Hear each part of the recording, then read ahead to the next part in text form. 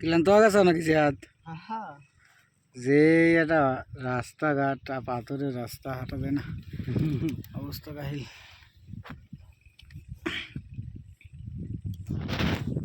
এতদিনে ওই বিএসএফ এর গাটি এটা না ঘর না এনতেই তো বাড়াইলো বিএসএফ গাটি আর ওটা উপরে দেখি এটা মেইন ক্যাম্প উপরে ওই উপরেরটা ওই ইন্ডিয়ার পতাকা না হ্যাঁ আমাদের বাংলাদেশের তো কোন বাংলাদেশের এটা নিচে আছে ওই যে ওই যে ইন্ডিয়ার বাড়িঘর দেখছেন এনতে বোঝা যায় না কিন্তু ওই ভিডিও করছি জুম করছেন দেখা যাচ্ছে যে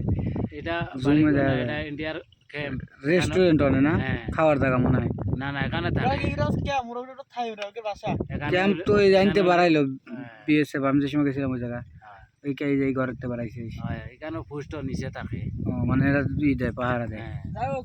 এই যে যারা যাওয়া আসা করতেছে তারা কিরা এটা ইন্ডিয়া এদিক দিয়ে কোন দিক যায়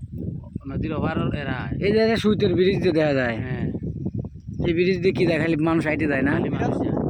কেন তো গেলে যাওয়া যাবে না আমাকে যাবে দেবো না না এখন বর্ডার গরম তো এখন যেতে পারে আমরা যাবো গেলে পারে এই যে সুন্দর দৃশ্য যা গেলে ওই সুপুরি গাছ সব না সেই দেখা যাচ্ছে এই ওইদার থেকে ছবি তুলে গেলে শুরে ও সেই ওই আরেকটা দেখা যায় ওইটা আরো বড় পাহাড় না হ্যাঁ এটা বাজার বড় পাহাড়। ওইটার নাম কি মেঘালয় হ্যাঁ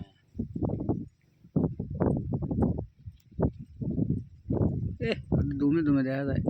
জুম করলে বোঝা যায় না সে একটা জায়গা এইভাবে তুলি